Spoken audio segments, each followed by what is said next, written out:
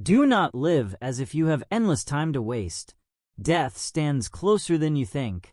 While you are alive and able, be good for something. Marcus Aurelius said this not to frighten you, but to wake you up. And here's the question most people avoid. If you truly understood this, would you still be waiting? There are days when life feels heavier than usual. Days when your body moves, but your spirit resists. You know, a kind of tiredness sleep can't fix. Losses at work, fractures in relationships, quiet struggles no one ever sees. In those moments, a dangerous story begins to whisper. Maybe I'm not meant for more. But is that really true? Or is it just a story you've repeated long enough to believe? Most people don't stay stuck because they lack ability or opportunity. They stay stuck because they wait. They wait for motivation. They wait for confidence. They wait for a day when fear disappears.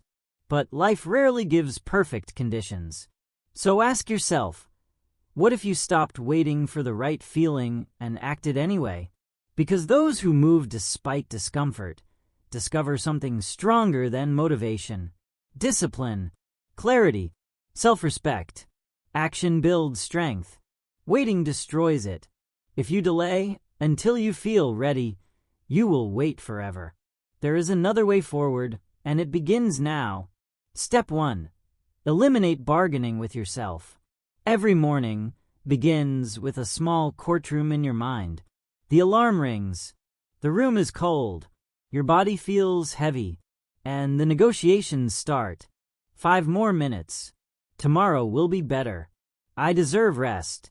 The sun rises outside while you remain stuck between intention and hesitation.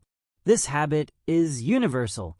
Most people begin their day by negotiating with themselves, and every negotiation steals momentum. The paradox is simple. The more you debate, the less you act. The more options you give yourself, the weaker your resolve becomes. This is not a lack of willpower. It is not a character flaw. It is a habit. The mind seeks comfort by default and becomes very clever at justifying delay. And each time you listen, you quietly lose respect for your own word. So ask yourself this. Who is really in control, you or your moods? When feelings take the wheel, the destination is always the same. Regret. The Stoics understood this. If something is endurable, endure it. Stop complaining. Your life is shaped more by your responses than your emotions. Picture a man in his 30s lying in bed on a winter morning. He promised himself he'd run before work. Now he negotiates. It's cold. Tomorrow is fine. It looks small, but underneath it's erosion, not of fitness, but of identity. Every delay teaches the mind that promises don't matter. Motivation will not save you. Motivation is unreliable. Discipline begins when you treat action as a decision, not a feeling. If it matters, do it. No debate. No vote. Feelings are weather. They are not commands. Step 2. Shorten the gap between decision and action. There is a critical moment between deciding and doing. That space is where most goals die. The longer the delay, the louder resistance becomes. In the first second, action feels possible. Wait longer, and doubt moves in. I'll do it later, after coffee, tomorrow, and suddenly the task feels heavy. Momentum comes from movement, not inspiration. The first step is awkward, exposed, uncomfortable. But once taken, clarity follows. Never leave the scene of a decision without taking at least one step. Stand up, open the document, make the call. The mind learns quickly. Action becomes the default. Perfectionism is another disguise for delay. Waiting for the perfect moment is how progress is postponed indefinitely. Progress beats perfection every time. You adjust as you move.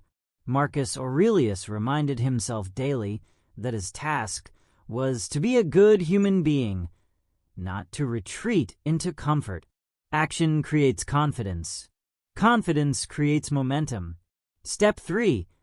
Separate emotions from actions. Most people treat emotions like traffic lights. Green means go, red means stop. But emotions are unreliable signals. If you only act when you feel good, your life becomes inconsistent and unfinished. Feelings are part of being human, but they are not instructions. Discipline is not force. It is structure. It is creating routines that make the right action easier than the wrong one. Seneca warned that we suffer more in imagination than in reality. The act itself is usually lighter than the fear that comes before it. Good feelings often follow right action, not the other way around. Action first, emotion later. Step 4. Create external pressure and accountability. Private goals are easy to abandon. When no one sees your promises, breaking them has no cost. Winners don't rely on inspiration. They engineer consequence. Deadlines, accountability, stakes. Public commitment works because failure becomes expensive. Money, reputation, pride. This is not weakness. It is wisdom. Design your environment so drifting hurts more than discipline. If your goals matter, make them real. Put something on the line. When there is cost, you act. Step 5.